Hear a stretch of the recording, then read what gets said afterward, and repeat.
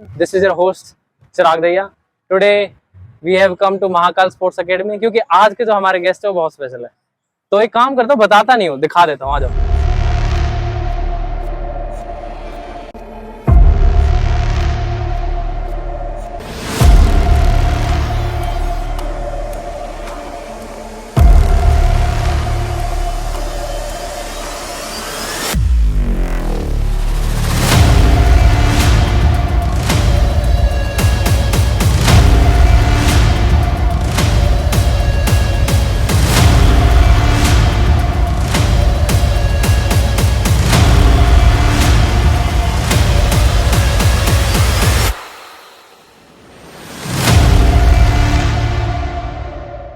Our today's special guest is a combination between beauty and strength.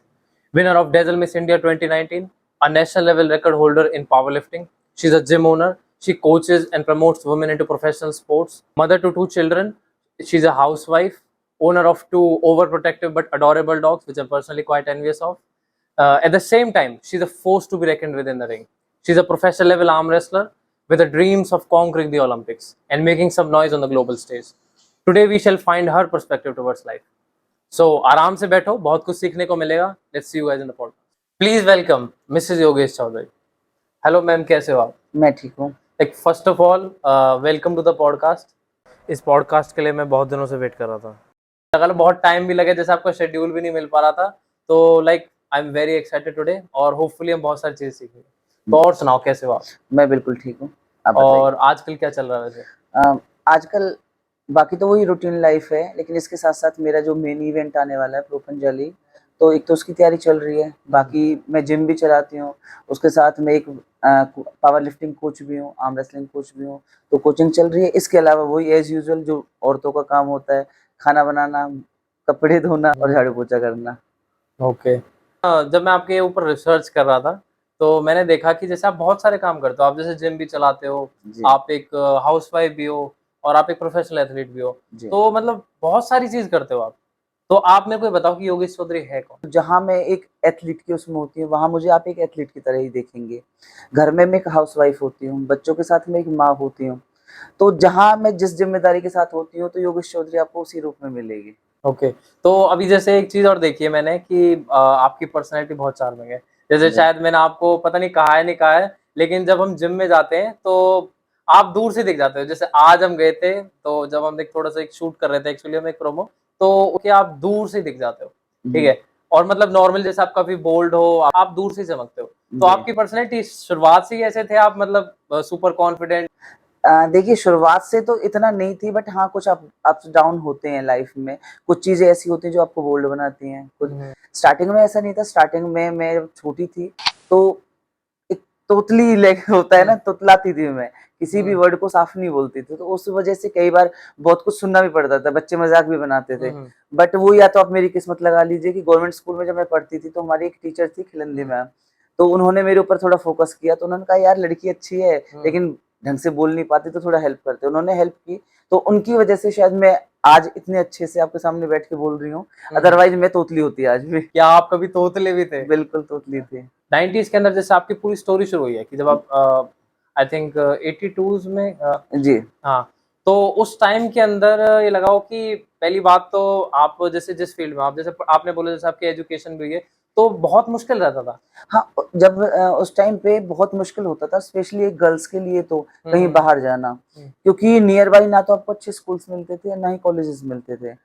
होते थे private government schools बस, but सभी सोचते थे अरे लड़की है, कितना पढ़ेगी, तो गवर्नमेंट स्कूल में पढ़ लेगी. मतलब प्रेफरेंस जो थी वो प्राइवेट स्कूल्स की, वो बॉयज के लिए ज्यादा थी.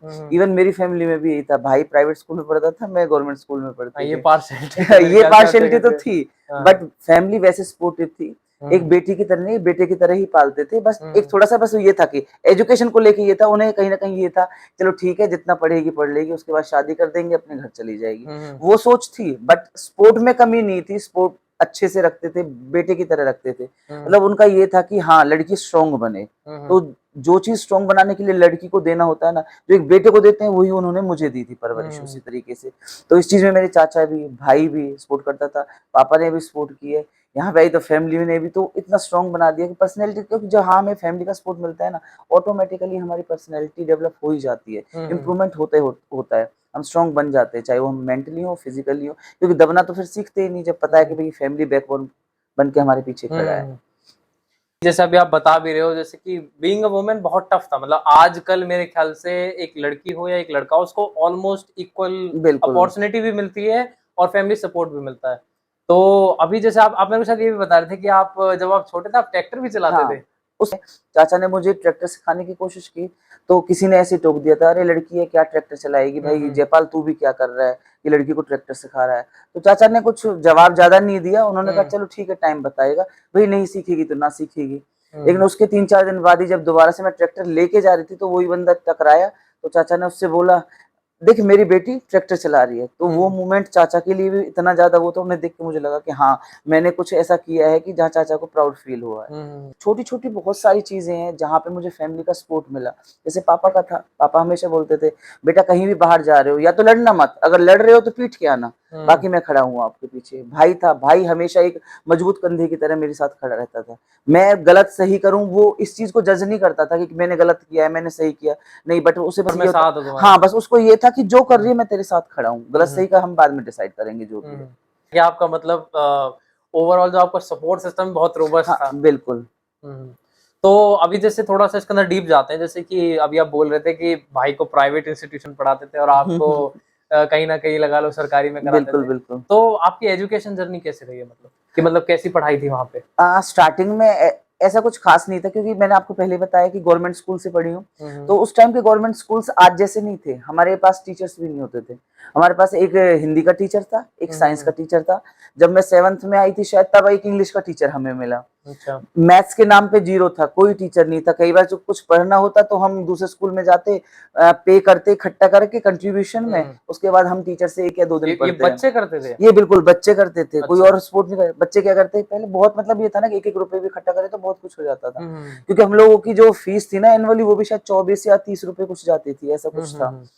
तो एजुकेशन में वैसे ठीक थी मैं, क्योंकि मैंने नवोदय भी, जैसे उस पहले स्कॉलरशिप एग्जाम होता था, आज भी होता है, तो स्कॉलरशिप एग्जाम था वो मैंने क्लियर किया था। उसके बाद मैंने नवोदय भी क्लियर किया था, तो स्कॉलरशिप भी मेरे को मिला है। बट उसमें क्या था कि उसका जैसे स्कूल्स में होता था पहले, अरे तुम लोग अच्छी फैमिली से बिलोंग करते हो तो ये और जो बच्चे हैं उनके लिए आप कर दो। तो स्कॉलरशिप कभी मेरी पॉकेट में नहीं आया, मिला नाम के लिए मिला मेरे को, बट मैंने कभी वो लिया नहीं। उसके बाद नवोदय में सिलेक्शन हो गया था, बट घर वालों ने बाहर नहीं भेजा उस टाइम पे। अच्छा। क्योंकि घर वालों का ये था कि ठीक है जैसा पढ़ रही है, उसके बाद जब रुक जाएगी तो शादी कर देंगे, उनका स्टार्टिंग से यही था। तो उस चीज का मेरी उस पे आया भी इफेक्ट। जब मैं 10th में थी तो घर वालों ने पूरा अपना तामझाम इकट्ठा कर लिया, भाई अब लड़की 10th में आ गई, अब इसकी शादी कर देते हैं। लड़का देख लिया, सामान ले आए। बट मेरा ये था कि भाई मुझे किसी भी तरीके से आगे बढ़ना है, तो उस चीज में मेरे दादाजी ने मुझे सपोर्ट किया। तो दादाजी ने बोला कि ठीक है तू आगे पढ़, मैं तेरे साथ खड़ा हूँ। पापा ने कुछ शर्तें रखी, उनको मैंने फुलफिल किया, तो तब उन्होंने आगे जाने दिया। ठीक है। अब लेकिन ये था कि गवर्नमेंट स्कूल से थी, हिंदी मीडियम से थी। 11th में मैं सीधा हिंदू कॉलेज सोनीपत चली गई जीएमडीयू यूनिवर्सिटी के अंदर, क्योंकि मेरा जो 11th-12th है वो कॉलेज से है। तो वहां पे गई तो वहां पे सारा इंग्लिश मीडियम। अब हिंदी मीडियम, इंग्लिश मीडियम में साइंस, बाकी चीजों में तो प्रॉब्लम नहीं थी, इंग्लिश अच्छी थी।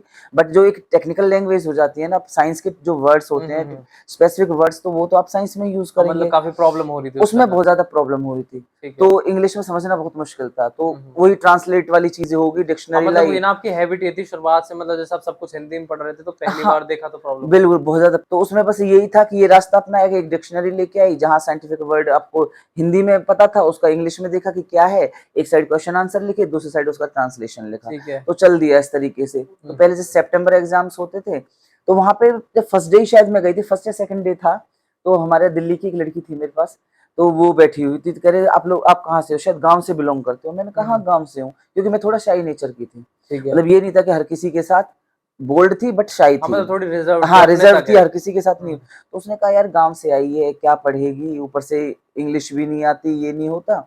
स्पीकिंग थोड़ी सी पुअर थी, क्योंकि गांव के अंदर कोई नहीं बोलता।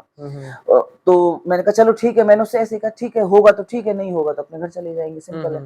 सितंबर टेस्ट हुए, उसमें 70 आई थिंक 70 या 75 का एग्जाम होता था, उसमें से 5 मार्क्स आए, 5 सिर्फ 5 नंबर, ठीक है, 5 नंबर। फेल। बिल्कुल फेल, क्लियर कट फेल। अच्छा। तो देख के लगा कि यार पता नहीं होगा नहीं होगा, पर मैंने कहा चलो 1 साल घर वालों ने दिया है तो मेहनत तो करनी है ही। हम्म। उसके बाद घर नहीं आई मैं, क्योंकि ठीक है। जो मार्क्स थे ना, मैंने कहा घर जाऊंगी, पापा की कंडीशंस पहले ही हैं, कहीं पता चले घर से वापस ही ना आ जाए। हाँ, एक डर मतलब था, वही वही रोक लेंगे एक वापस से। डर था मन में कि भाई ठीक तू है। नहीं कर पाएगी।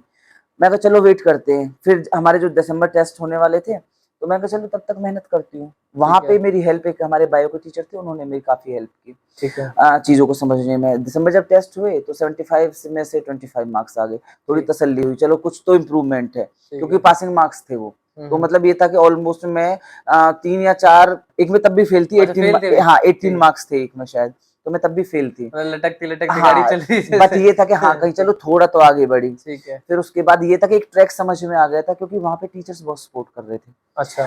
तो जब एनुअल एग्जाम हुए, तो हम्म। कंडीशन ये थी कि जिस लड़की ने फर्स्ट डे या सेकंड डे मेरे को टोका था ना, वो लड़की मेरे पेपर से ही मुझे कह रही है कि यार योगेश इस क्वेश्चन का आंसर बता दे। तो मेरे लिए ना बहुत बड़ा, वही मोनिका, तो अच्छा। मेरे लिए ना वो बहुत बड़ी चीज थी। मैं कहा चलो यार मैं इस लायक तो हुई कि जहाँ मुझे ये बोला जा रहा था कि गांव से आई है, क्या पढ़ेगी क्या हम्म। करेगी, मैं वहां कम से कम एक शहर की लड़की जो मेरे से ज्यादा अच्छे स्कूल से पढ़ी हुई थी, आज हम्म। वो मेरे से ये कह रही कि यार योगेश हेल्प कर दे। तो मैंने कहा हाँ शायद मैं कुछ करूंगी, कर पाऊंगी, कि हाँ, मेहनत मतलब करूंगी। थोड़ी तो सी एक एक जो एक्सटर्नल वैलिडेशन हाँ से मिल गई थी कि हाँ। बिल्कुल, जो एक सेटिस्फेक्शन होता है, एक हिम्मत होती है ना, कहते हैं अरे हाँ हाँ मैं कर हम्म। सकती हूँ, तो वो चीज फिर आगे में कि हाँ अब मैं कर लूंगी। तब ठीक मैं है। घर आई थी एनुअल एग्जाम के बाद। ठीक है। ये तो पूरा मतलब रोलर कोस्टर सा हो गया, ये लगा लो कि पापा की अग्नि परीक्षा भी जैसे तैसे मानी, उसके बाद मोनिका जैसा एक इविल बॉस को भी हरा दिया। ठीक है। तो उसके बाद फिर मतलब क्या हुआ, जैसे ये अभी अभी आप स्कूल में थे वाला 11th 11th। क्लास का, अच्छा, 11th 11th 11th class class की। का। तो फिर आपकी मतलब कॉलेज कॉलेज मतलब। मेरी कॉलेज की जर्नी भी अच्छी थी, क्योंकि हिंदू कॉलेज में 11th 12th भी वहीं से किया मैंने। ठीक है। उसके बाद मेरा जो कॉलेज लाइफ है वो भी मतलब बीएससी तक मेरा हिंदू गर्ल्स कॉलेज से ही है। हम्म। कॉलेज की लाइफ बहुत अच्छी थी, अतः एक टॉम बॉय वाली जिंदगी थी। 11th में जो मेहनत की थी वो हम्म। धीरे धीरे ट्रैक पे आने लगी। उसके बाद तो ये था कि हाँ चीजों को लेके लीनियंट थी, हाँ मैं कर सकती हूँ। बिल्कुल अपने दबंगाई से हर जगह ठीक रहती है। थी, मतलब वो जो शाई नेचर वाली थी ना, वो कन्वर्ट हो गई एकदम दोबारा से दबंग में। अच्छा।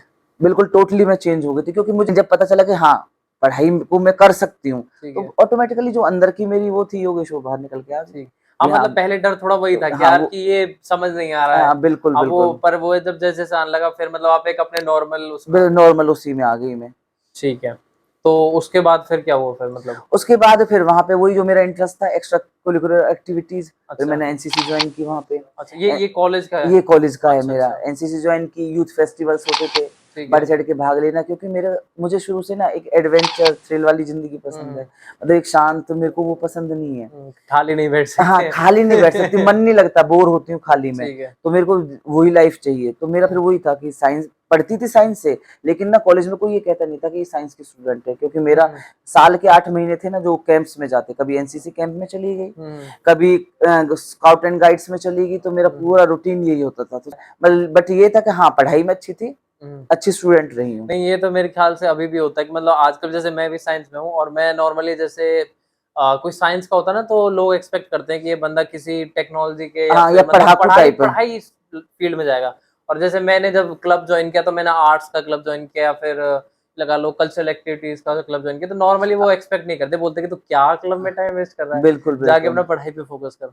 ठीक है। आपकी कॉलेज लाइफ यहाँ पे खत्म हो गई, मतलब आपको वैसे कॉलेज लाइफ का सबसे अच्छा पल क्या था वैसे, जैसे नॉर्मल जैसे कहते हैं हॉस्टल में तो ज्यादा मजा आता है। हाँ ये चीज है, हॉस्टल ना पता है क्या होता है, जब हम लोग हॉस्टल में रहते हैं ना, हम्म। तो बहुत सारी चीजें हमें सीखने को मिलती है, क्योंकि ठीक आपको है। दोनों चीजें मिलेंगी वहां पे, हम्म। प्लस भी और माइनस भी। हम्म। लेकिन वो हॉस्टल जो होता है ना, एक बच्चे को, कोई भी बच्चा हो, मैं सोचती हूँ कि ज्यादा टाइम के लिए नहीं तो 1 साल के लिए जरूर जाना चाहिए। उसमें हम हम्म। समझ जाते हैं क्या भला है क्या बुरा है। हम्म। एक इंडिपेंडेंट हम बन जाते हैं, क्योंकि घर हम्म। पे क्या होता है, अरे कुछ गलत हो गया पापा संभाल लेंगे, हम्म। कुछ गलत हो गया मम्मी देख लेंगी। हाँ, नहीं ये तो लेकिन है। वहां पे क्या गलत है क्या सही है वो हमें खुद ऑब्जर्व करना पड़ता है, उसी पे नहीं, जो खुद फोकस आई करना थिंक जो पड़ता मेन रीजन जो मैं पूछ रहा हूँ ना वो इसलिए क्योंकि मैं भी जैसे डे स्कॉलर हूँ, जैसे आप तो आई थिंक 10th क्लास से ही आप मतलब बाहर ही है। पढ़े हो, बाहर ही हूँ। तो अपने ऊपर वो सारे रिस्पॉन्सिबिलिटी आपके ऊपर, मैं इसलिए पूछ रहा हूँ कि मतलब लेकिन कहीं ना कहीं लास्ट जाके वो चीज सीखने के लिए आई थिंक वो एक्सपीरियंस करना भी बहुत जरूरी है। बिल्कुल, क्योंकि हॉस्टल लाइफ ना आपको एक तो इमोशनली बहुत स्ट्रांग बना देती है, हम्म। क्योंकि हम हमेशा पेरेंट्स के पास रहना पसंद करते हैं, क्योंकि हम्म। हॉस्टल में आप रहेंगे आपको हर चीज अपनी खुद से देखनी है हाँ। कि भाई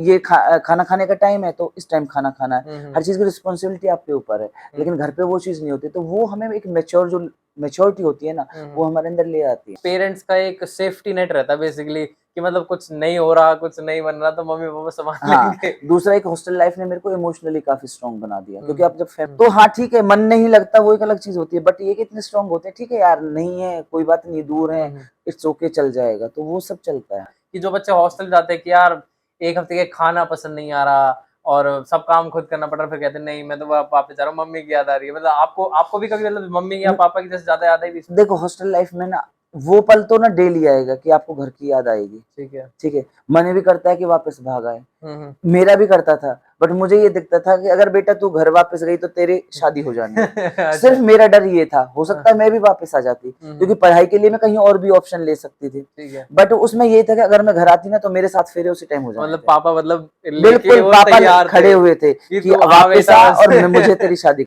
ये लगा लो याद भी आ रही है, लेकिन वो शादी के डर से मतलब कि नहीं मैं जा रही यहीं टेक में। एक मोमेंट आया था जब ये भी मतलब सिचुएशन आ गई थी कि पढ़ाई छोड़ के मुझे घर आना पड़े, ठीक उसका है। रीजन था कि मम्मी बहुत ज्यादा बीमार हो गए थे। अच्छा। तो भाई शायद 12th में ही था, मैं फर्स्ट ईयर या सेकंड ईयर में थी, हम्म। तो मम्मी बहुत ज्यादा बीमार हो गए थे, इवन उनकी मेमोरी भी लॉस्ट हो गई थी, इतना इतना था कंडीशन। अच्छा।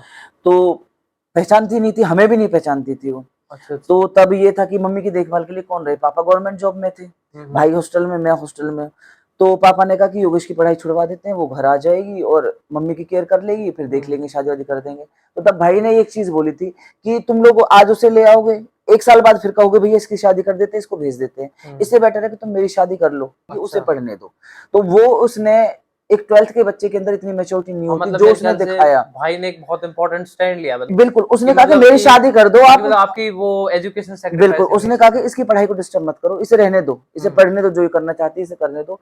तो भाई की शादी छोटा था मेरे से, बट उसकी शादी मेरे से बहुत पहले हो गई थी। अच्छा अच्छा। हाँ मतलब उन्होंने भी अपने तरफ से जितना है कि आपने पूरा सपोर्ट मतलब किया। भाई की जो एक होती है ना इम्पोर्टेंस, जो मेरी लाइफ में हर चीज से ज्यादा है, हम्म। क्योंकि उसके रहते ना तो मुझे कभी किसी फ्रेंड की जरूरत हुई, हम्म। मेरा कोई बेस्ट फ्रेंड नहीं रहा, ना अच्छा। कोई बेस्ट फ्रेंड रही, हम्म। क्योंकि जो कुछ था वो सब भाई था मेरा। हम्म। मुझे जिस चीज के लिए जरूरत पड़ती, अपना अच्छा बुरा, मैंने क्या गलत किया, मैंने क्या सही किया, मैं अपने भाई को एक एक चीज शेयर करती थी, इवन मैं हम्म। अपने पेरेंट्स से करती थी, बट भाई के साथ तो एक एक चीज, माइनस प्लस गलत सही हम्म। मैं कुछ नहीं सोचती थी। भाई ये गलती हो गई, हाँ। कोई नहीं मैं देख लूंगा, भाई ये काम हो गया, कोई नहीं मैं देख हम्म। लूंगा, वो हमेशा खड़ा रहता। जबकि आप शायद बड़े और थे उनसे, मैं उससे बड़ी थी 2 साल। लेकिन मतलब रिलेशनशिप इतना कॉम्पैक्ट था, मम्मी मम्मी पापा से भी नहीं करते थे। मैं नहीं उसकी चीजें नहीं बताती थी, वो मेरी चीजें नहीं बताते, दोनों आपस में मिलकर शॉर्ट आउट करते थे। नहीं ये तो भाई बहन जैसा तो रिलेशन है ही नहीं, मतलब ये तो बहुत बिल्कुल। अच्छी बात है। थोड़ा और इसके अंदर आगे जाते हैं कि जैसे आपकी मतलब इस वक्त एजुकेशन जर्नी हो गई है, अभी जैसे इसके अंदर कहीं पे भी मेरे को स्पोर्ट्स का हिंट नहीं आया, मतलब आप स्पोर्ट्स के अंदर कैसे घुसे? स्कूल टाइम में मैं थोड़ा बैडमिंटन खेलती थी, ठीक इंटरेस्ट है। मेरा था। जैसे हमारे जो पीटीआई थे उस टाइम पे, देखो इतना तो ये नहीं था कि भाई स्पेसिफिक कि आपको इसे प्रोफेशनली आप ले सकते हो, ठीक है, हम्म। और ना ही पेरेंट्स सपोर्ट करते थे कि प्रोफेशनली आप कहीं खेलने जाओ या टीम के साथ जाओ, उतना नहीं होता था। फिर ठीक भी है। मैंने बैडमिंटन स्टेट लेवल तक उस टाइम खेला था। मैं अच्छा। फुटबॉल वगैरह भी खेलती थी, बट वही स्कूल के अंदर या हम्म। इंटर स्कूल कोई कंपटीशन हो रहा है उसमें मैंने पार्टिसिपेट कर लिया। ठीक है। उसके बाद मैंने ताइक्वांडो भी किया, ताइक्वांडो में मैं येलो बेल्ट भी हूँ, बट उसके हम्म। लिए ब्लैक बेल्ट के लिए मैं एग्जाम नहीं दे पाई थी, वो भी फैमिली रीजंस की वजह से। अच्छा। तो कहीं ना कहीं थोड़ा थोड़ा थोड़ा थोड़ा ना वो मेरे उसमें था हम्म। कि भाई एक इंटरेस्ट होता है ना बच्चे को कि हाँ भाई मुझे खेलना पसंद है, हम्म। बट वो कभी ऐसा हुआ नहीं कि वो इंटरेस्ट बाहर निकले, वो हम्म। सिचुएशन कभी आई नहीं।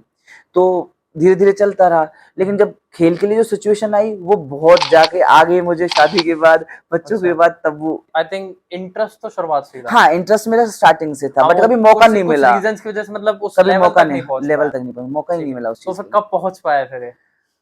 वो मैं जब इवन बच्चों की रिस्पॉन्सिबिलिटी से भी काफी, कहते हैं ना बच्चे बड़े हो गए, हाँ। उसके बाद मतलब हम्म। मेन जो रीजन आप लेंगे ना, एक तो होता है बंदा बोर होके आ गया, ठीक है। मेरा जो मेन रीजन आया वो आया मेडिकल कंडीशंस का, अच्छा। क्योंकि मेडिकली अनफिट हो गई थी एक तरीके से, ये लगा लीजिए। वो उसका रीजन ये था कि टाइफाइड हुआ मुझे, टाइफाइड की वजह से हम्म। इन्फेक्शन पूरी बॉडी के अंदर हो गया, जिसमें ठीक कि है। काम करना ही बंद कर दिया था, कहते हैं ना कि नर्व्स खराब हो गए, डैमेज हो गए, तो वो हम्म। सीन था, एक गिलास नहीं उठता था। काफी टेस्ट वगैरह कराए, मेडिसिन कराई, कोई रिलीफ ही नहीं मिला। तो तभी ऐसे किसी ने बोल दिया कि यार वर्कआउट करके देखो, कई बार ऐसा होता है कि वर्कआउट जो काम कर देता है वो दवाइयां नहीं करती। अच्छा। जिम गई, तो जिम में जब गई तो 1 या 2 दिन ही हुए थे, तो वहां पे जो कोच थे, जिम ओनर थे, उन्होंने बोला कि आप तो अच्छा कर सकते हो, लिफ्टिंग कर सकते हो। मैं कहा लिफ्टिंग कहाँ से करूंगा, एक गिलास तो उठता नहीं, मैं लिफ्टिंग कैसे कर सकती हूँ। ठीक है। करें, मैं कहा, चलो ठीक है, मैंने टाइम देखती हूँ कुछ होता है तो। फिर मैंने शायद आई थिंक 15 या 20 दिन किया था, तो उसमें डेड भी मैं 100 के आसपास ले गई, अच्छा। स्क्वाट्स मारने लगी, जो भी था 60 लगती थी या 70 लगती थी, ऐसा कुछ था। हम्म। तो मैंने कहा चलो कुछ कर सकती हूँ। एक महीने के बाद ही उसमें दिक्कत ये आई कि जिम ओनर ने जिम बंद कर दी। फिर अच्छा। उन्होंने कहा कि योगेश आप एक काम करो, आप घर पे शुरू कर दो। अच्छा। 1.5 या 2 महीने के बाद पहला कंपटीशन खेला, जब कंपटीशन खेल के आई तो लगा कि हाँ यार तू कर लेगी, मेहनत करती रहे। अच्छा, मतलब आपने मतलब जिम का थोड़ा बहुत आप करे थे, उसके बाद ही आपने कंपटीशन हाँ, उसके बाद ही मैंने कंपटीशन खेल लिया किस था, चीज़ का कंपटीशन था वो? पावर लिफ्टिंग का। अच्छा। तो पहला कंपटीशन मैंने खेला था पावर लिफ्टिंग का, तो उसमें शायद मैंने 140 की मेरी डेड लगी थी अच्छा, अच्छा। और सेकंड ठीक है। पोजीशन आई थी।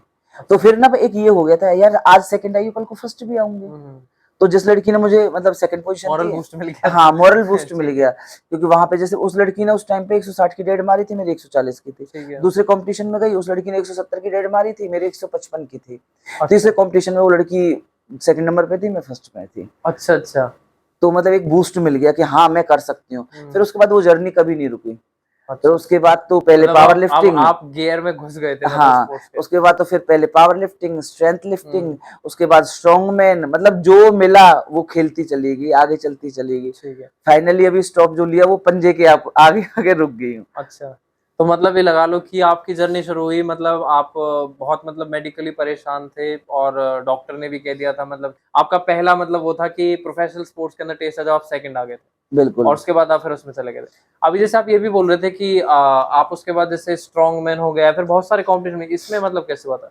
इसमें ट्राई करो नहीं, वापस? कई बार ऐसा होता है जब हम एक जगह पे एक गेम खेलने के लिए जाते हैं ना, तो ठीक वहाँ है। पे और भी टूर्नामेंट्स ऑर्गेनाइज करके रखते हैं। अच्छा। जैसे कोई भी स्पोर्ट्स फेस्ट हो गया, तो हुँ, उसमें ये जरूरी नहीं कि सिर्फ पावर लिफ्टिंग ही होगा। अच्छा। उसमें कई बार पावर लिफ्टिंग भी होता है, स्ट्रेंथ लिफ्टिंग भी होता है, आर्म रेसलिंग भी होता है, हाँ, स्ट्रॉन्ग मैन हाँ, भी होता है। तो बस जो इवेंट मिलता मैं चलो यार ट्राई करते हैं, ठीक है। ठीक है, अच्छा लगता तो दोबारा से खेलती, अच्छा। क्योंकि देखो पहली बार में तो कोई पोजीशन लेगा नहीं, क्योंकि हमारे लिए नया होता है। हाँ, हाँ, तो फिर वो पोजीशन के लिए खेलती, जब ठीक है, पोजीशन आ जाती तो फिर अपना हाँ अब मैं कर सकती हूँ, फिर और अच्छे से लग जाती है उसमें। ठीक है। अब इसके अंदर ना एक और चीज़ बहुत एक्साइटिंग जो है मतलब जैसे अभी हम स्पोर्ट्स की बात कर रहे हैं, जैसे इसके अंदर एक चीज़ और जो मैंने देखी थी आई थिंक मैंने आपके शायद फेसबुक पे देखा था कि आपने 2019 के अंदर मिस बेज़ल का भी एक पेजेंट भी जीता था, तो मतलब वो कैसे हुआ वैसे? आप स्पोर्ट्स के अंदर जा रहे थे, अब आप एक ब्यूटी पेजेंट के अंदर आए और वहाँ पे भी आप फर्स्ट आए हो, ये आ, कैसे हुआ? देखो ये ना कोइंसिडेंस होते हैं कुछ लाइफ के, कहते हैं ना जब हुँ, हमारी लाइफ में कुछ होना होता है ना, तो उसका रीजन कोई भी बन जाता है। हुँ, हुँ, कोई पर्सन हो, कोई इंसिडेंट हो, कुछ भी बन जाता है। वो एक मेरी नॉन पर्सन थी, अच्छा, सीमा भोपाल से। अच्छा, ऐसे कॉल पे वो एक्चुअली पावर लिफ्टिंग में मेरे साथ थी, तो ऐसे कॉल पे बात कर रही थी, कह रही यार ऐसे ऐसे एक प्रेजेंट है और इसके ट्रायल्स शुरू हो रहे हैं। तो अच्छा, मैंने कहा इसे कैसे कैसे अप्लाई कर सकते हैं, तो उसने मुझे हुँ, थोड़ा सा बताया कि ऐसे अप्लाई कर सकते हैं। फिर हुँ, मुझे लगा, मैं कि यार मैं तो मुझे तो कहना ठीक से कि वो होता है ना कि बंदे का भैया मैं फ्लैट्स डालने वाली हूँ, मुझे हील में चलना भी नहीं आता यार, मैं क्या करूंगी। ठीक तो है। वो बोली कि चल देख ले, कोशिश कर ले। तो मतलब एक ना उसको ना बातों को सुन के ना कहीं मन में ये आ अच्छा, गया तो था। मोटिवेट कर दिया था मतलब, हाँ, उसको ठीक है। सुन के ना मुझे ये लगा मैं कि यार कुछ अलग है, हुँ, ट्राई करके देखते हैं। अच्छा, तो ऐसे फिर मैंने उसको हाँ नहीं भरा, बट हुँ, मैंने घर में डिस्कस किया कि ऐसे ठीक ऐसे है। बात हो रही थी, ये हो रहा था। तो घर वाले कहते ठीक है कर ले, तो मैंने हुँ, कहा कर लूं, कह रहे हाँ हाँ कर ले। मैंने कहा अगर मैं हार गई तो, कह रहे कोई फर्क नहीं पड़ता, तेरे लिए एक्सपीरियंस होगा, तेरा मन है तू कर ले। हुँ, हुँ, तो उसके बाद फिर मैंने शॉपिंग वॉपिंग अपने शुरू कर दी, उसके 2 या 3 फेज थे, वो ठीक है। क्लियर किए, क्लियर हो गए। अच्छा, उसके बाद पहुंच गई जी कंपटीशन के लिए, पुष्कर में हुआ था हमारा ये कंपटीशन। अ बहुत सिंपल हूँ स्टार्टिंग से, अच्छा। मतलब फैशनेबल एक जो होती है ना, हुँ, हुँ, वो मैं नहीं हूँ, बहुत हुँ, सिंपल रहती हूँ, ना मेकअप से ना कपड़ों से, दोनों चीज से बहुत सिंपल ठीक है। रहती हूँ। वहां पे एक से एक कहते हैं फैशनेबल। ये थोड़ा-सा लोग, ओवरवेल्म हाँ फ़ील कर रहे थे। हाँ, क्योंकि यार इन लोगों का लुक, हुँ, कपड़े पहनने का तरीका, मैं कहा सब कुछ ऐसा है, मैं हुँ, कहा कहाँ से इन लोगों के साथ कर पाऊंगी। बट एक ग्रूमिंग सेशंस होते हैं, अच्छा, तो उसमें सिखाया जाता है पहले, तो ये 2 या 3 दिन का हमारा ग्रूमिंग सेशन था। ठीक है, तो उन लोगों के लिए वो एक नॉर्मल चीज थी, बट अच्छा, मेरे लिए क्या था, एक लर्निंग फेज था, अच्छा। क्योंकि वो चीज ना मैंने देखी थी, तो ना मैं सीखी थी, पहली बार हाँ सीख ना रहे हैं, मैंने ठीक सीखी है, थी, और ना एक कहते हैं ना कि इंटरेस्ट, अच्छा। ना कभी पहले, उससे पहले कभी हाँ, इंटरेस्ट था मतलब उस जो चीज में। जो एक एथलीट के लिए ट्राई कर रहा है, स्पोर्ट्स के अंदर कर रहा है, वो बंदा भी हील के हाँ, अंदर चलना सीख रहा है। तो अब हील तो ठीक है, लेगी। अब इसमें क्या था, जो हमारे रूम्स थे तो वो शायद ऐसे थे 600-700 मीटर के डिस्टेंस पे थे, ठीक तो है, मेरे लिए इजी नहीं था कि वहां से वहां तक मैं हील पे जाऊं। बाकी लड़की नॉर्मली घूमती थी, ठीक मैं है। क्या करती थी, रूम से निकलती हील को हाथ में लटकाती, मैं अच्छा, लटका के अपना पहुंच जाती उसके अंदर, ठीक जो है। भी हमारा उसमें हॉल वगैरह में वो कराते थे हुँ, ट्रेनिंग, हुँ, वहां जाके हील्स डाली। हुँ, तो हमारी जो उधर वो थी ना ऑनर थी जो उधर भी, जो ऑर्गेनाइजर थी, तो वो मेरे से कहती, वो हमेशा टोकती, योगेश कैसा लग रहा है एक पहलवान को इस इवेंट में आके, लग कैसा रहा? मैं कहा मैम अच्छा। बहुत, मैं कहा मजे आ रहे हैं, एंजॉय कर रही हूँ। अच्छा। मेरा सिर्फ ये होता है, मैं कहा मजे आ रहे हैं, एंजॉय कर रही हूँ। ठीक है। तो एंजॉय में जो लर्निंग फेज था ना, वो मैंने बहुत अच्छे से सीखा उनसे। मैं ठीक चलो यार है। कुछ सीखने को मिल रहा है, नया हम्म। पोजीशन आए ना आए मैटर नहीं करता, बट कुछ सीख के जाऊंगी, कैसे खड़े होते हैं, कैसे हील पे चलते हैं, कैसे। इंटरेस्ट भी था मतलब थोड़ा सा आपको हाँ, उसमें? वो डेवलप इतना ज्यादा अच्छा बाद अच्छा। में ही हुआ, उसी टाइम पे हुआ। अच्छा जब अच्छा। देखा चीजों को तो बहुत ज्यादा हुआ, मैं कहा, चलो ठीक है। यार मौका मिला है, सीखते हैं। तो ठीक अपना है। 100% दिया, सीखी भी और जीती भी, फिर उसमें फर्स्ट भी पोजीशन आई थी। भाई ये एक बहुत बढ़िया आई थिंक अपॉर्चुनिटी भी आपको बहुत मिली और आपने उसके ऊपर अच्छे से कैपिटलाइज भी किया। बिल्कुल। ठीक है। तो अब आपने एक ब्यूटी पेजेंट भी जीत लिया है अब आपके नाम पे, ठीक है। तो उसके बाद फिर अब आप आर्म रेसलिंग के अंदर घुसे, मतलब वो कैसे हुआ अब? मतलब इसमें ना जो ये ड्यूरेशन था मेरा पावर लिफ्टिंग का, स्ट्रेंथ लिफ्टिंग का हम्म। और स्ट्रॉन्गमैन का, जब मैं खेलती थी, तो उसके बाद ना मेरा 2 साल का ना जो कोरोना का जो पीरियड स्टार्ट हुआ था, इसमें मेरा इन सब पे ब्रेक लग गया था। ठीक है। ना मैं प्रैक्टिस कर पाई, ना मैं कहीं जा पाई। उसका रीजन था भाई, ठीक क्योंकि है। भाई की तबीयत खराब हो गई थी और भाई से बढ़ के शायद मेरे लिए कुछ नहीं था। तो हम्म। मैंने 2 ढाई साल बिल्कुल कुछ, कोई ट्रेनिंग नहीं, कोई कुछ नहीं, कुछ नहीं ठीक है। किया। फिर उसके बाद एक स्ट्रेंथ लिफ्टिंग का गेम खेला, वो भी भाई के कहने पे। कहा, यार तू अच्छा। घर पे पड़ी है, अब तेरा नेशनल आ रहा है, तो जाके खेला। मैंने कहा भाई प्रैक्टिस तो है नहीं। कह रहे हम्म। जैसी भी है, ऐसा तो है नहीं, मुझे पता तू हार के नहीं आएगी। तो हम्म। उसके कहने पे मैं वेस्ट बंगाल खेल के आई थी अच्छा। एक इवेंट। तो तब ये लगता था कि चलो ठीक है यार, भाई ये ठीक हो जाएगा, केयर कर रहे हैं। बट उसके बाद अप्रैल में भाई एक्सपायर हो गया। अच्छा। 2021 में भाई भी एक्सपायर हो गया। तो उसके बाद ऐसा लग रहा था यार सब चीज बेकार है, अब सब खत्म हो गया, तो सब हम्म। कुछ छोड़ा तो पहले ही था, अब बिल्कुल छोड़े, किसी ठीक चीज है। में कोई मन नहीं, कुछ नहीं। तो हर चीज खत्म सी हो गई थी। लेकिन जब भाई बीमार था तब एक चीज वो हमेशा बोलता था, कह रहे कि जाने से ना जिंदगी रुकती नहीं है, जहां तू खड़ी है ना, कोशिश करना कि आगे बढ़े, कभी पीछे मत हट जाइए। तो फिर 2 4 महीने कुछ नहीं किया, ऐसे ही रही। फिर उसकी बातें ध्यान आती थी कि मतलब ये लगता था भाई उसने कितना धक्का दे दे के चीजों को आगे बढ़ाया। मैं कहा चलो यार, मैं कहा करती हूँ। उसका रीजन ये भी था क्योंकि किसी चीज में मन लगता नहीं था। फिर ऐसे लगा मैंने कि अब देखो कुछ कर तो पाऊंगी नहीं, अगर चलो धीरे धीरे कोशिश करते हैं, शायद उसके लिए ही मैं कुछ आगे बढ़ जाऊं। तो सोच सोच के अपनी चीजों पे, फिर बाकी बच्चे घर में उन्होंने बहुत वो किया सपोर्ट, क्योंकि मैं ऑलमोस्ट छोड़ चुकी थी। मैं कहा अब मुझे कुछ करना ही नहीं, कोई मन में होता नहीं। फिर बच्चों ने नहीं नहीं नहीं, करो करो करो। तो हर तरीके से ना, बच्चों का तो इतना था कि बस धक्का मारना कि करो, आप करना है, आपको छोड़ना नहीं है कुछ भी। जब उन्होंने इतना सपोर्ट मिला, तो मैं चलो ठीक है यार, कोशिश करती हूँ, हो सकता कर लूँ। फिर दोबारा से खड़ी हुई, मतलब वो जो जर्नी मैंने 3 साल पहले स्टार्ट की थी, फिर वो दोबारा से जीरो पाकर मैंने फिर दोबारा स्टार्ट की। लेकिन यहाँ पे आते आते मेरा गेम चेंज हो गया, क्योंकि स्ट्रेंथ लिफ्टिंग जो मैंने खेला था, वहां पे एक आर्म रेसलिंग के सर मिले थे मेरे को, लक्ष्मण सिंह भंडारी। उन्होंने कहा कि योगेश अपना आर्म रेसलिंग में ट्राई क्यों नहीं करते, आपके अंदर पावर है। मैं कहा सर ठीक है, देखती हूँ। फिर उन्होंने मेरे पास कॉल किया कि योगेश हम एक टूर्नामेंट ऑर्गेनाइज कर रहे हैं, आप आ जाओ और देख लो आपको कैसे लगता है। वहां गई तो वहां उनकी दिल्ली की चैंपियन थी श्रुति भावा।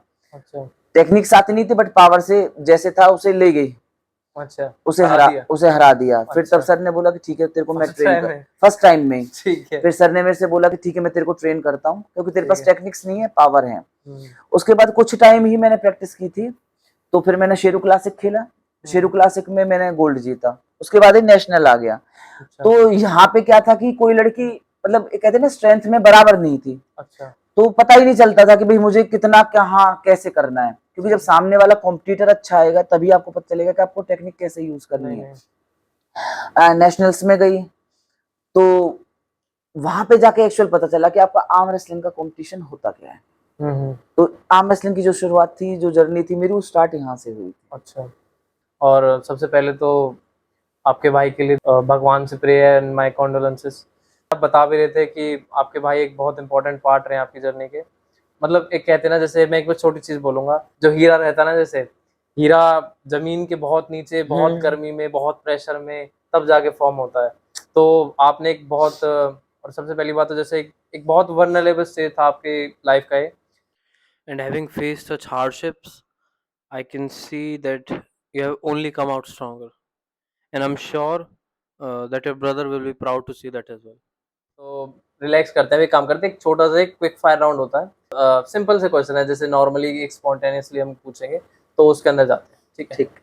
तो अब हम अपने नेक्स्ट सेगमेंट में जाते हैं, जो है क्विक फायर राउंड। जिसमें बेसिकली कुछ क्वेश्चंस रहेंगे और आपके दिमाग में जो भी फर्स्ट थॉट आता है आप उसको बताना, उसके ऊपर देखते हैं थोड़ा सा एक्सपेंड करेंगे या तो मतलब थोड़ा सा है ना कि आगे अपनी कॉन्वर्सेशन को ले जाने के लिए और थोड़ा आपके बारे में और जानने के लिए।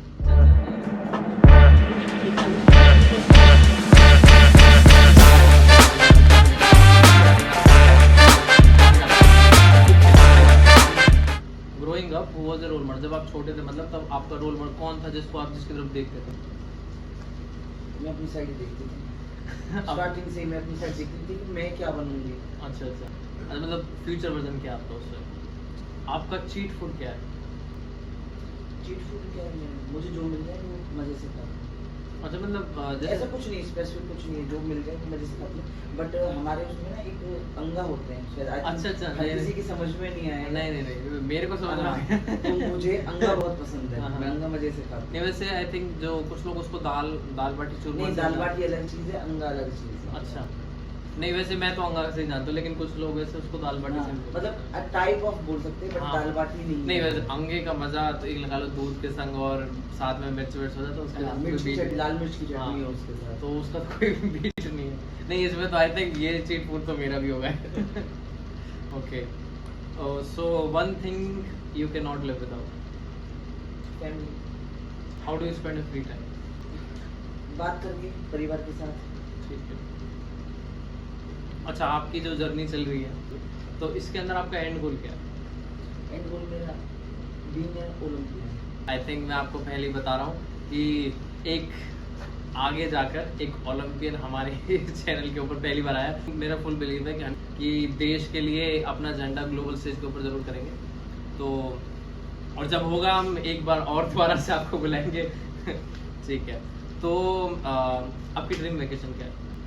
ड्रीम वेकेशन खेतों पे जाके ठंडी ठंडी हवा, आराम से मस्त चाय लेके लेके खेत पे तो आपको इतनी सारी चीजें मिल जाएंगी, कुछ ना कुछ आपको मिलेगा ही इस सीजन में, जिसे आप बहुत इंजॉय करके खाओ। मतलब आप नॉर्मली वैसे क्या कहते हैं कोई सिटी से ज़्यादा आप एक विलेज के अंदर या गांव के अंदर ज़्यादा प्रेफर करते हैं? ठीक है। What is the best advice you have ever received? कभी किसी पे आंख बंद करके विश्वास नहीं करना, जो कि मुझे मेरे पापा ने बताया। ठीक है। आई थिंक ये शायद आपका पहला पॉडकास्ट है वैसे, आई थिंक यूट्यूब के ऊपर पहला पॉडकास्ट। कैसा जा रहा है सब कुछ? बहुत अच्छा, मजे आए, एंजॉय कर रहे हैं। चलिए कर जनता की मतलब जो है सब सही चल रहा है। ओके तो इसी के साथ हम एक काम करते हैं, सेगमेंट को ख़त्म करते हैं, आगे जाते हैं थोड़ा सा। अभी जैसे आप एक एथलीट है तो अभी जैसे काफ़ी सारे ऑडियंस होगी जो थोड़ा फिटनेस साइड के अंदर, जैसे आप 100% जो एथलीट रहता है वो अपने आप को आई थिंक कैलोरीज से लेकर और एक्सरसाइज से कौन सी एक्सरसाइज टाइप में मतलब बहुत डीप के अंदर होता है। तो आपको आप मेरे को बताओ कि बेसिकली कि एक बंदा जैसे अलग अलग लेवल रहते हैं, एक बिगिनर लेवल भी रहता है, एक इंटरमीडिएट है, एक एडवांस। तो इस तरीके से मतलब एक किसी बंदे को अपनी फिटनेस को किस तरीके से देखना चाहिए? तो हर बंदे की जो फिटनेस का जो एक मीनिंग होता है ना, हम्म। हर किसी के लिए अलग होता है। ठीक है। ठीक है, अब जैसे अब मुझे ही लगा लो, बीइंग एन एथलीट मैं आपको एस्थेटिक बॉडी में नहीं दिखूंगा। ठीक है, मेरा ऐसा कुछ नहीं होता कि भाई मुझे सिर्फ प्रोटीन डाइट लेनी है, मुझे फैट नहीं खाना, मुझे कार्ब नहीं खाना, नहीं। वो फूड मैं लूँगी जिसके अंदर जिससे कि मुझे स्ट्रेंथ मिलेगी, उसमें कार्ब भी होगा, प्रोटीन भी होगा, फैट भी होगा, फाइबर भी होगा, सब कुछ होगा मेरे लिए। इसी क्वेश्चन को एक्सटेंड करते हैं, मतलब आपकी डाइट कैसी, मतलब जैसे आपका स्ट्रेंथ ओरिएंटेड है, आप एक प्रोफेशनल स्ट्रेंथ के गेम करते हैं, तो उसके अंदर आपकी डाइट कैसी दिखती है? मैं बिल्कुल ही नॉर्मल और वेज डाइट लेती हूँ। ठीक है। ठीक है, इसके अंदर आप अपने स्प्राउट्स भी ऐड कर सकते हैं, मतलब जितने भी आपके होते हैं ना, लेंटिल्स वगैरह होते हैं वो आप खाओ, दालें होती हैं, मूंगफली होगी, बाकी आपका जितना भी नट्स होता है वो सब कुछ मैं यूज़ करती हूँ। ठीक है, उसके बाद आप सब्जी, क्योंकि हमारे पास बहुत चॉइस होती है, अगर आपको प्रोटीन भी लेना है तो हमारा गोभी के दोनों वर्जन में प्रोटीन होगा। ठीक है। ठीक है, आप पालक लेंगे, हल्का सा रोस्ट करो उसे खाओ, उसमें भी आपको हाईली प्रोटीन। तो ऐसा नहीं है कि वेज के अंदर बहुत सारे ऑप्शन हैं, आप आराम से इजीली ले सकते हो। अगर हम एक्सरसाइज पॉइंट ऑफ व्यू देखें, मतलब एक्सरसाइज को कैसे अप्रोच करना चाहिए, कि मतलब जिम जाके करना चाहिए या फिर बॉडी वेट किस सेंस में? कुछ बंदे होते हैं भाई, ठीक है, हमें अपने आप को सिर्फ मेंटेन करके रखना है। अगर आप पहले से ही ना जिमर हो, पहले से आप जिम जाते हो, ठीक है। तो आपका रूटीन क्या है कि सिर्फ आपको बॉडी को फिट करना है। तो आप अगर अपनी बॉडी के ऊपर डेली 1 घंटा भी देंगे, मतलब 5 डेज वीक में भी देंगे और 1 आवर भी देंगे, तो आप अपनी बॉडी को फिट रख सकते हैं, उसमें कोई इश्यूज नहीं है। ठीक है, जैसे आप एक हाउस वाइफ, जिम आप नहीं जा सकते, तो घर के लिए भी इतना वर्कआउट होता है, आप घर पे कर सकते हैं, जिम जाने की जरूरत नहीं है। ठीक है। ठीक है, अपने बॉडी वेट से एक सिर्फ कहते हैं सिंपली आप फिट रहने के लिए अपने बॉडी वेट से ही एक्सरसाइज कर सकते हो, उसके लिए हमें मशीन्स की जरूरत नहीं है। हाँ, अपने हमें मसल्स बनाने हैं, अपनी बॉडी को अलग लुक देना है, तो उसके लिए हमें हर चीज़ की जरूरत पड़ती है। तो उसके लिए हमारा जिम जाना जरूरी होता है। सिर्फ फिटनेस के लिए हमारा जिम जाना जरूरी नहीं होता, क्योंकि हमें सिर्फ बॉडी को फिट रखना है। बॉडी को फिट हम अपने बॉडी वेट के वर्कआउट से करते हैं। तो अभी इसके अंदर एक चीज़ है, जैसे एक टर्म है फिटनेस मैथ्स। तो मतलब कुछ चीज़ है जो नॉर्मली लोग सोचते हैं कि यार ये सही है, ये गलत है, और शायद वो आई थिंक 100% करेक्ट ना हो।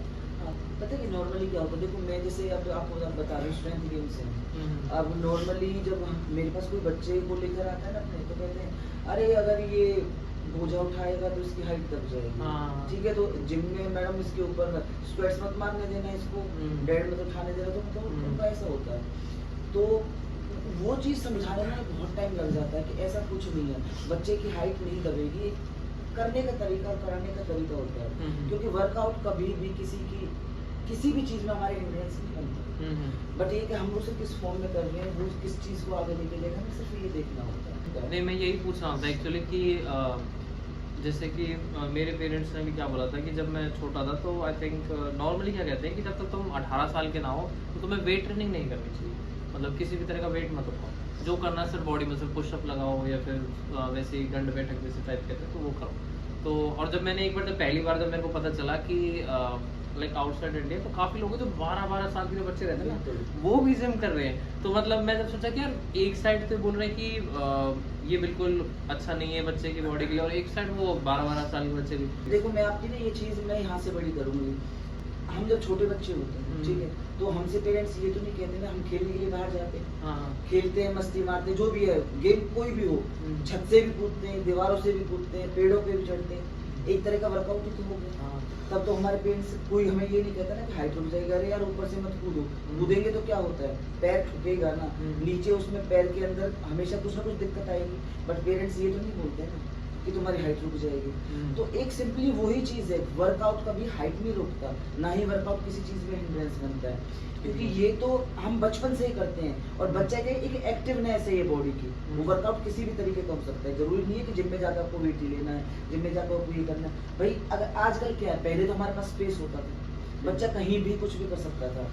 आज ना तो इतना स्पेस है और ना ही वो टाइम रहा कि बच्चा बाहर जाकर खेल रहा है, झुंड के झुंड खेल रहे हैं, भाग रहे हैं। जैसे पहले जैसे खेलते थे ना, चोर सिपाही भाग गए पूरा गांव में, हम घूम रहे हैं, तो वो चीज़ आज नहीं होती। तो आज एक प्रॉपर वर्कआउट के लिए ना तो इतना टाइम रहा, ना इतना स्पेस रहा। तो जिम किस लिए बने हैं, कितने भी सेंटर से वो ज़्यादा क्यों आए ट्रेंड में, क्योंकि आज पब्लिक के पास टाइम नहीं है। उनके पास पैसा तो है बट उनके पास टाइम नहीं है। तो वो कहना पैसा और टाइम, वो दोनों चीज़ को उस एक क्लब के अंदर जाके ना इन्वेस्ट कर सकते। नहीं, आजकल के बच्चे वैसे भागने तो जाते हैं और स्पोर्ट्स खेलने जाते हैं, लेकिन वो होता है फोन के ऊपर।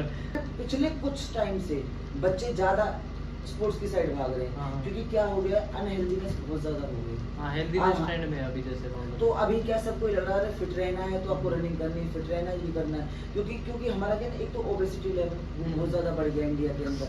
दूसरा बीमारी, एक आप छोटे बच्चे को भी लोगे ना, देखो और तो है ही वो, उसके साथ साथ क्या उसे शुगर हो रहा है, डायबिटिक आपको मिल जाएंगे, हाँ, छोटे-छोटे बच्चों को भी हार्ट आजकल पेशेंट मतलब आपको शुगर मिल हो जाएंगे जाता है। छोटे-छोटे। तो आप पब्लिक अवेयर हो रही है इस चीज़ से कि हाँ बच्चे को अगर हमें फिट रखना है, खुद को फिट रहना है, तो और कुछ नहीं तो एटलीस्ट हमें वॉक तो करनी ही करनी है। मतलब कम से कम मिनिमम फिजिकल एक्टिविटी तो होनी चाहिए। बिल्कुल। तो ये एक अवेयरनेस है जो आजकल बहुत ज़्यादा आ रही है। नहीं, बिल्कुल टाइम से चेंज है। ठीक है, तो अभी एक और चीज़ है, जैसे कि एक होती है वेटेड ट्रेनिंग्स, एक होती है बॉडी वेट, या फिर कुछ लोग उसको कैलिस्थेटिक्स भी बोलते हैं। तो उसके अंदर मतलब जैसे मैंने सुना, ये बोलते हैं कैलिस्थेटिक्स जो है वो आपकी बॉडी का फुल रेंज ऑफ मोशन रहता है, क्योंकि हम वेट के अंदर क्या, हम एक लिमिटेड रेंज के अंदर अपनी बॉडी को ट्रेन करते हैं। तो नॉर्मल जैसे अगर इंटरनेट के हिसाब से अगर मैं देखूँ तो सब बोलते हैं कैलिस्थेटिक्स बहुत अच्छा है। तो आपके हिसाब से कौन सा ज़्यादा अच्छा है, या फिर इनका दोनों का कोई एक पोर्शन होना चाहिए, मतलब एक फ्रैक्शन होना चाहिए कि इतना आपको ये भी करना चाहिए, इतना वो? नहीं बिल्कुल, देखो दोनों का अलग अलग है, ठीक है। क्योंकि बिना स्ट्रेंथ ट्रेनिंग के आपकी बॉडी के अंदर जो पावर आनी चाहिए ना वो नहीं आएगी, है ना। आपके अंदर फ्लेक्सिबिलिटी आ जाएगी, स्टेमिना आ जाएगा। बट एक वेट ट्रेनिंग जो होती है, जो स्ट्रेंथ ट्रेनिंग जब हम जिसे हम बेसिकली बोलते हैं, वो हमारी बॉडी के लिए बहुत ज़रूरी है, ओवरऑल बॉडी के डेवलपमेंट के लिए, मतलब combination of stamina and power. Okay. तो वो हमारे लिए बहुत ज़रूरी है। तो इसीलिए हमें दोनों ट्रेनिंग साइड बाय साइड करनी चाहिए। तो अपने रूटीन के अंदर मतलब दोनों को लाना चाहिए। बिल्कुल, दोनों को लाना चाहिए। ओके, वेट ट्रेनिंग के लिए आप मतलब अपनी स्ट्रेंथ बढ़ा रहे हो और क्या कहते हैं कैलिस्थेटिक्स या बॉडी वेट ट्रेनिंग से आप स्टेमिना पावर। हाँ, स्टेमिना और पावर बढ़ा रहे हो। ओके, ठीक। तो अभी अब जैसे एक और जो मिथ है जो बहुत बड़ी, वो है कि प्रोटीन हो गया या कैरेटिन हो गया, बहुत सारे सप्लीमेंट रहते हैं, जैसे आप आई थिंक काफ़ी सारे शायद आप अपने स्पोर्ट्स के हिसाब से लेते होंगे, तो कुछ रहते हैं सप्लीमेंट्स और एक रहते हैं स्टेरॉइड्स।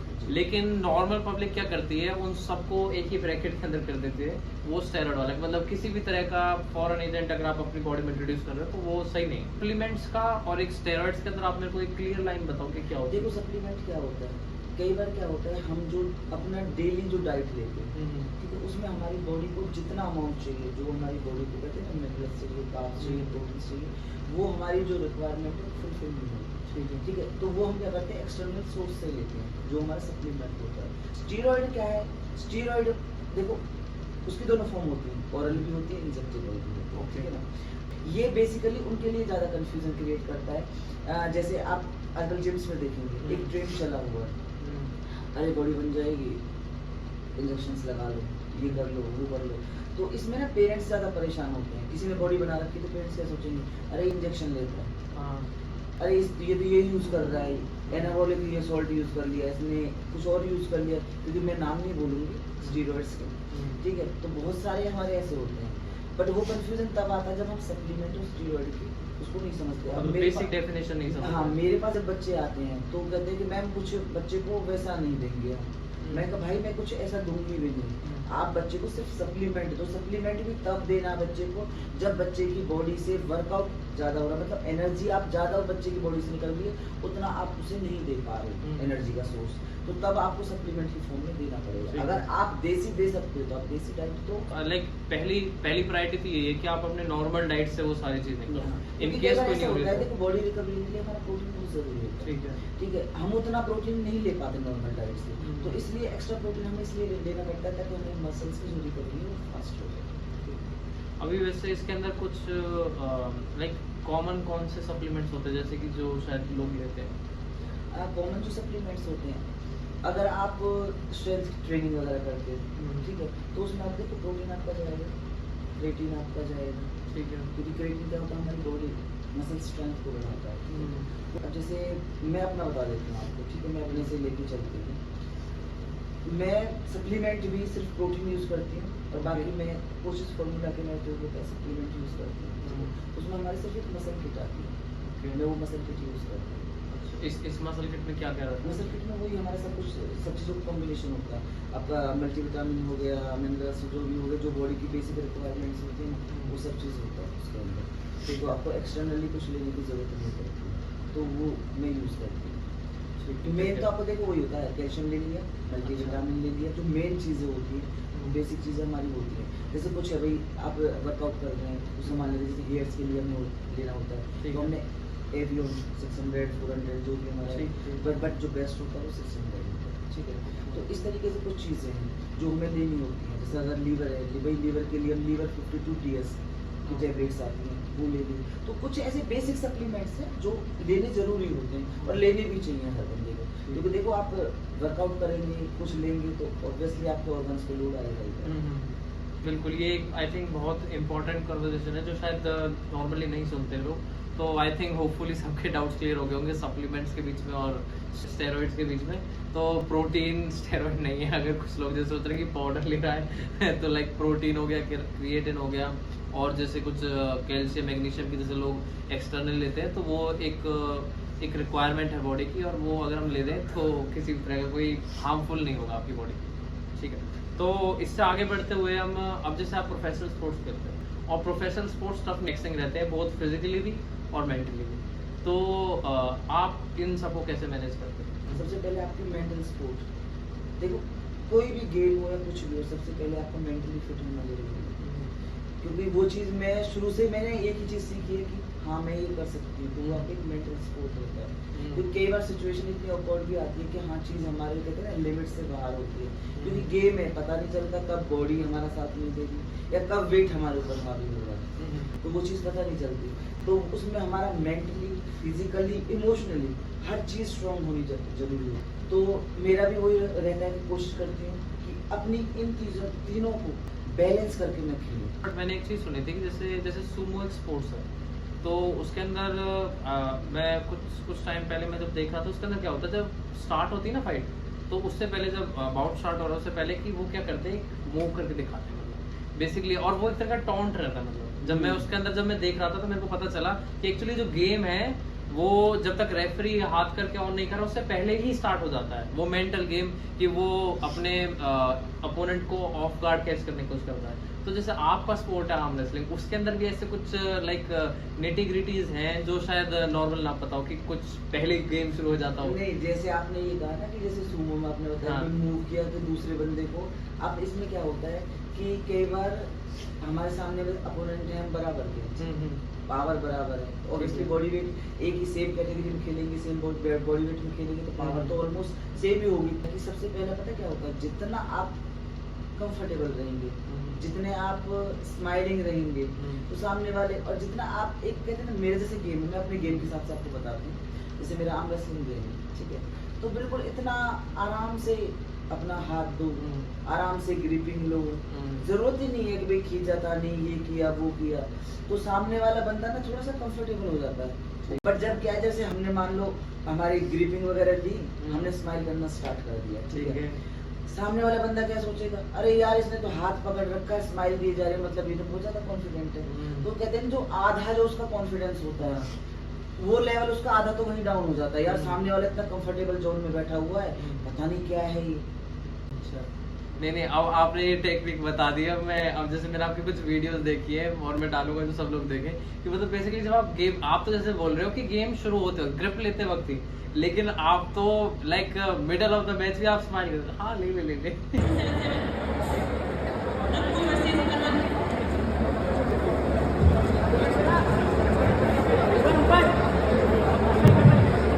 जैसे आपकी वीडियोस से देखा जाए तो आप बहुत रिलैक्स रहते हो वीडियोस में भी, तो कभी ऐसा हुआ है कि आप मतलब बहुत स्ट्रेस हो बिल्कुल हुआ किसी मैच के बीच में?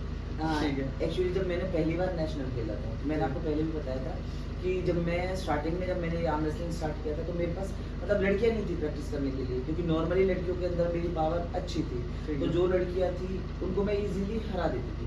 जब मैंने फर्स्ट टाइम में नेशनल हमारा हैदराबाद में हुआ था 2022 में, जो कि मेरा पहला नेशनल था, और मैं उसमें गई थी। बाकी मैचेस तो मेरे अच्छे गए, मतलब 5 या 6 या 7 जो मेरे मैचेस हुए थे बहुत अच्छे गए, मतलब इतने इजी नहीं थे बट इतने टफ भी नहीं थे कि जहाँ मुझे कुछ सोचने की जरूरत पड़े। हो गया, लास्ट में मेरी जो फाइट थी वो मिजोरम की लड़की थी, फुई, तो उसके साथ मेरी फाइट आई। जब मैं उस बंदी के साथ टेबल पे खड़ी हुई, तो कहते हैं ना कि सामने वाला पहले ही खत्म हो जाए, वो सिचुएशन मेरे साथ आई। जो उसकी जो ग्रिप लेने का तरीका था, जो उसकी ग्रिपिंग थी, मतलब या तो मेरे हिसाब से लगा लो कि भाई इतनी गंदी थी, या ये था कि मेरा एक्सपीरियंस था नहीं, क्योंकि मेरा पहला नेशनल था, तो मुझे पता ही नहीं था कि भाई ग्रिपिंग किस तरीके से भी ले सकते हो। तो मेरे को यही समझ में नहीं आया कि उसके हाथ को मैं पकड़ूं किस तरीके से। मैं उसकी ग्रिप ही नहीं ले पाई ढंग से। तो अगर मैं ज्यादा पावर लगाती तो मैं आगे के मैच के लिए भी हाथ खत्म हो जाता, क्योंकि टेक्निकली भी उतनी स्ट्रॉन्ग नहीं थी। उस बंदी को मैंने बेटर ऑप्शन यही चुना कि भाई पहले मैच में मैं इस बंदी का ये देखती हूँ कि ये मेरे हाथ को पकड़ती कैसे है, सिर्फ ये समझने की कोशिश करती हूँ, ये फोकस करती हूँ कि ये ग्रिप कहाँ लेती है। तो मैंने पहला मैच इसी चीज को देखने के लिए लूज किया कि ये बंदी मेरे को पकड़ेगी कैसे, कैसे ये ग्रिप लेगी, कैसे मैं इसको कर सकती हूँ कंट्रोल में। तो वो मेरा जो सबसे जो था ना स्ट्रेस का मोमेंट था, क्योंकि आप खड़े हो, आप ग्रिप नहीं ले पा रहे हो, आप खेल ही नहीं पा रहे, सामने वाला बंदा इतना स्ट्रॉन्ग है, और वो चैंपियन 7-8 साल में, आई थिंक 9-10 साल से चैंपियन थी वो। ये तक वो मेरे लिए सबसे ज्यादा स्ट्रेसफुल मोमेंट था। लेकिन जब वो मैच मैंने लूज किया, इजीली उन्हें ग्रिप दे दी, वो बंदी कंफर्टेबल हो गई, भाई ये मेरा कुछ नहीं कर सकती। बट मेरे को समझ में आ गया कि मुझे इससे कहाँ से पकड़ना है और मुझे इसको कहाँ से दबाना है। ठीक है। उसके बाद जो मेरे उसके साथ मैचेस हुए, एक सिंगल मैच मैंने उसे नहीं जीतने दिया। एक टैक्टिकल रिट्रीट थी, मतलब कि पहला मैच आपने जानबूझ, मुझे ये पता है ना कि मैं हाँ यहाँ पे वीक हूँ, तो मुझे सीखना है। तो ये चीज मैंने उस लड़की से सीखी जो मेरे सामने एज ए कॉम्पिटिटर खड़ी थी, कि मुझे ग्रिपिंग में क्या सीखना है, मुझे इसे कैसे ओवरकम करना है, मुझे कैसे इसको नीचे लाना है। नहीं, ये आई थिंक आई थिंक बहुत हम्बल होके बोल रहे हो आप, लेकिन ये आई थिंक एक तो होता है सिर्फ लर्निंग एटीट्यूड, और ये आई थिंक आप नेक्स्ट लेवल तक ले गए कि एक कंपटीशन के बीच में आप सिर्फ एक राउंड के अंदर उसके ग्रिप को समझ गए। बिल्कुल। नहीं तो ये तो ये तो आई थिंक जो कहते हैं ना कि काफ़ी सारे वीडियोस पे कि like you are a beast ऐसे बोलते हैं कुछ लोग आपको, कि मतलब कि आप इस स्पोर्ट्स के अंदर मतलब अनबीटेबल हो। और जैसे आपके वीडियोस को देखते हैं तो नॉर्मली तो किसी बंदे का मोरल पहले ही डाउन हो जाएगा उसको देख के। ठीक है, तो अच्छा वैसे इस ग्रिप के बारे में जो हम बात करें, जैसे कि आप बोल रहे थे उसकी ग्रिप के अंदर जैसे उसके पास एक्सपीरियंस है, लाइक ठीक है, लेकिन ऐसा ग्रिप में क्या था मतलब कि जो समझना मुश्किल हो जाता? क्योंकि जो उसकी ग्रिप थी ना वो इतना राइजिंग हैंड था उसका अच्छा। कि मैं कंट्रोल ही नहीं कर पा रही थी। अच्छा। हमारा इसमें क्या होता है कि दूसरे बंदे को फिंगर से आपको एटलीस्ट उसका इतना पोर्शन आपको कवर करना होगा। अच्छा। तो उसकी जो ग्रिपिंग का तरीका था, क्योंकि तब तक इतना कैसे मैंने आपको पहले बताया टेक्निकली स्ट्रॉन्ग में नहीं थी, तो उसकी जो ग्रिपिंग का तरीका था ना, मैं उसका हाथ कैसे भी पकड़ ही नहीं पा रही थी। मुझे ये पता था कि अगर मैंने उसकी ग्रिप ले ली तो मैं उसका हाथ डाउन ले जाऊंगी, बट वो ग्रिप में लूँ कैसे, मेरे को वही समझ में नहीं आया। अच्छा। फिर उसके बाद जब ये था कि उसका देखो बोलना चाहिए जो एथलीट अच्छा है, उसका जो रिस्ट था वो भी मेरे से स्ट्रॉन्ग था, ओके। उसका जो फोर आर्म था वो भी मुझसे स्ट्रॉन्ग था, मतलब स्ट्रॉन्ग एथलीट थी वो। लेकिन फिर मुझे ये समझ में आ गया, चलो ठीक है मैं इसको इस तरीके से राइजिंग में नहीं ले सकती, बट मैं इसको खींच सकती हूँ। ठीक है। वो मुझे समझ में आ गया। तो जब सेकंड हमारा मैच हुआ तो मैं उसको उस पे ले आई। हमारा होता है ना कहते पहले रेफरी ग्रिप आती है कि आप किसी को ग्रिप ही मत दो, रेफरी ग्रिप आ गई। रेफरी ग्रिप में जो इंस्टेंट ले गया वो खींच गया, अगर एक बार हाथ डाउन गया था। तो वही मैंने रेफरी ग्रिप का किया। मैंने रेफरी ग्रिप में उसने हाथ मेरे से छुड़ा दिया, तो हमारा स्ट्रैप मैच आ गया। स्ट्रैप मैच में आने के बाद ये मुझे अपने ऊपर पूरा कॉन्फिडेंट थी, मैं अब कोई आ जाए अब मैं छोड़ूंगी नहीं। अब वो जैसे कि आप अगर वो स्ट्रेंथ में एक बार को आप लूज कर रहे हो, लेकिन आप इंस्टिंक्ट में कहीं लूज नहीं कर पाते। ठीक है, तो अब एक काम करते हैं, एक और चीज़ है जिसके बारे में बात करना चाहूँगा, जैसे कि जैसे आप एक स्पोर्ट्स के वर्ल्ड से काफ़ी कनेक्टेड हो, तो अभी मैं आपसे ना थोड़ा सा और एक ऊपर लेवल के ऊपर होकर बात करता हूँ कि अभी जैसे स्पोर्ट्स के अंदर जो भी कुछ चल रहा है, like for women and man, तो अगर इनके जैसे लाइक एक हाइपोथेटिकल सिचुएशन लेते हैं कि if you were to be made the PM, like what kind of policies you would make that the sports could be change in a better way for everyone? देखिए sports का पहले से तो हमारा sports आजकल काफ़ी बेटर कंडीशन में आ गया है, बट अभी क्या है कुछ स्पेसिफिक एरिया है जहाँ पे स्पोर्ट्स को अभी उतना फ्रेम नहीं मिल रहा है जो मिलना चाहिए। अब जैसे आप अपने हम हरियाणा से बिलोंग करते हैं, हम हरियाणा से ले लेते हैं। अगर हम जाते हैं सोनीपत, रोहतक, आप जाएंगे उधर भिवानी, हिसार साइड, तो आपको अच्छे एथलीट्स मिलेंगे, क्योंकि और आपको फैसिलिटीज़ भी मिलेंगी। पंचकुला हमारा हो गया, तो वहाँ पे क्या है, वहाँ पे कोचेस भी हैं, ग्राउंड्स भी अच्छे हैं, तो वहाँ पे आपको हर चीज़ मिलेगी। एथलीट्स भी नंबर 1 मिलेंगे, फैसिलिटीज़ भी नंबर 1 मिलेंगी। देखो एथलीट्स आपको हर जगह मिलेंगे, बस ये है कि हमें उन्हें उधर से निकाल के ढूंढ के लाना है। अगर हमें उन्हें ढूंढना है तो हमें उन्हें उस चीज़ के लिए स्पेस देना पड़ेगा। स्पेस देने का मतलब मैं ये कह रही हूँ कि आपको बच्चों को हर डिस्ट्रिक्ट में, स्टेट में ये देखना पड़ेगा कि आप कहाँ पे ऐसी जगह है जहाँ पे बच्चे तो हैं बट फैसिलिटीज़ नहीं है, क्योंकि बहुत जगह ऐसी हैं जहाँ बच्चे बिना फैसिलिटीज़ के आगे ही नहीं आ पाते। बच्चा फैसिलिटीज़ नहीं होंगी तो क्या होगा, ज़्यादा से ज़्यादा आपको स्टेट खेल लेगा, नेशनल भी एटलीस्ट खेलाएगा। नेशनल के बाद क्या, अगर आपके पास स्पोर्ट नहीं है, फैसिलिटीज़ नहीं, तो आप आगे नहीं जा सकते। ठीक है, अब आप हमारे एरिया से लगा लो, हमारे एरिया के अंदर ना तो कोचेस हैं। अगर जैसे मैं आपसे कहती हूँ, मैंने आपसे कहा कि मैं हैमर की तैयारी करूँगी, तो हैमर के लिए हमारे अपने डिस्ट्रिक्ट में मेरे पास कोच नहीं है, उसके लिए मुझे बाहर जाना पड़ेगा। तो ये सब चीज़ें हैं। तो मेरा ये होगा कि हर कोना, कहते हैं ना इंडिया का हर कोना, जहाँ हमारे पास एथलीट्स तो हैं लेकिन फैसिलिटीज़ नहीं है, तो मैं चाहूँगी कि वो हर कोना कवर किया जाए। जहाँ बच्चा खेलना चाहता है लेकिन खेलने की सुविधा नहीं है, तो उन बच्चों को वो सुविधा प्रोवाइड करी जाए। मतलब अपॉर्चुनिटी सबको मिलनी चाहिए, सबको मिलनी चाहिए, क्योंकि अभी कहीं ना कहीं लाइक गवर्नमेंट कोशिश कर रही है, लेकिन कहीं ना कहीं वो अभी भी इस तरीके से इक्वली डिवाइडेड नहीं है। चलो तो फिर यही बात थी। अगर अभी आप कुछ एंड में कुछ ऑडियंस को कोई मैसेज देना चाहो तो आप कुछ बता सकते हैं। मेरा बस मैसेज यही है, देखो आपका जिस भी, मैं गेम के लिए स्पेशली बोलूँगी और गर्ल्स के लिए बोलूँगी, क्योंकि अभी मैं जो अपने एरिया में जो मैं देखती हूँ, तो हमारा गर्ल्स का ना गेम की साइड बहुत ज़्यादा वो कहते हैं बहुत ही कम झुकाव है। अगर हम कोशिश भी करते हैं ना, कहते हैं जहाँ 10 लड़कियों के लिए हम कोशिश करते हैं वहाँ 2 लड़कियाँ ऐसी होती हैं जो साथ देती हैं या उनके घर वाले साथ देते हैं। तो सिर्फ मेरा यही है कि अगर बच्चे का इंटरेस्ट गेम के अंदर है तो बच्चे को इतनी लिबर्टी दो कि वो अपनी चॉइस का गेम चुने या अपनी चॉइस का प्रोफेशन चुने और आगे हो। मैं ये नहीं कहती लड़की हो, सिर्फ लड़के और लड़की दोनों के लिए, कि अगर बच्चा अपनी चॉइस का कोई भी कहते हैं प्रोफेशन चुनता है तो वो ज़्यादा आगे जाएगा। नहीं, बिल्कुल सबको अपने पैशन को फॉलो करना चाहिए और पेरेंट्स को भी इस जगह पे मतलब एक माइंडसेट बच्चे के अंदर भी और पेरेंट्स के अंदर दोनों तरफ से मतलब एक सपोर्ट होना चाहिए। तो ऑलराइट, तो ये थी आज की पॉडकास्ट। आज बहुत सारी इंटरेस्टिंग बातें हुई, बहुत कुछ सीखने को भी मिला। अगर आपने भी इस वीडियो से कुछ सीखा हो तो नीचे जरूर कमेंट बॉक्स में कमेंट करना, और वीडियो अच्छी लगी हो तो इसको लाइक करो, शेयर करो और चैनल को सब्सक्राइब करो। ऐसी बहुत सारी पॉडकास्ट आपके लिए प्लान कर रखी है और मिलते हैं अगली वीडियो में।